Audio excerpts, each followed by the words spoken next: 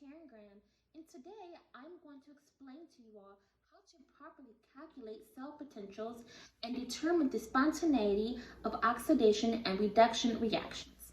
Here we go. So, first I'm going to explain to you all that in order to function, any electrochemical cell must consist of two half cells. Therefore, in order to calculate the standard cell potentials, the first step is to determine the standard cell potential at its standard state. Once you have determined the standard cell potential of a cell at its standard state, you can then move on to the next step. And that next step is you should write the oxidation and reduction half reactions for the cell. Once you have done that, you then need to look up the reduction potential for the reduction half reaction in a table of reduction potentials. This will allow you to get the information that you truly need.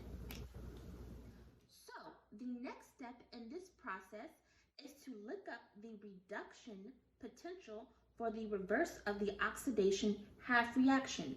And then you should reverse the sign to obtain the oxidation potential. Once this has been done, you then need to add the two half cell potentials to get the overall standard cell potential. So obviously, when I first started to learn about this, it was definitely a little confusing. But once I started to actually look up other examples of people doing these types of calculations, I was able to then get a better understanding of it and just really learn just the different calculations and looking at the different tables that go with these calculations and just really studying how other students came up with their answers. And it was a lot of trial and error. And that's what I'll say when it comes to this, calculating cell potentials, there's a lot of trial and error. That's what I'll say. So just keep doing it and keep practicing, and eventually you will get it.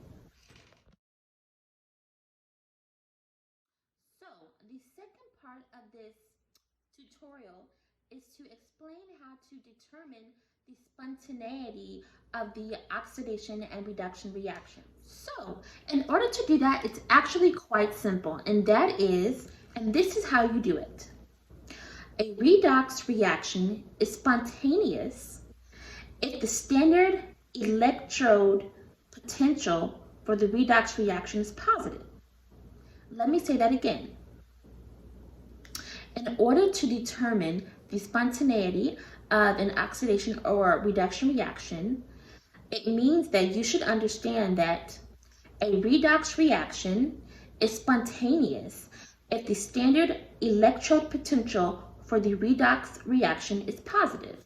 That also means that it will be negative if that was opposite, right? Well, there you go. I hope this will help you so much. See you later.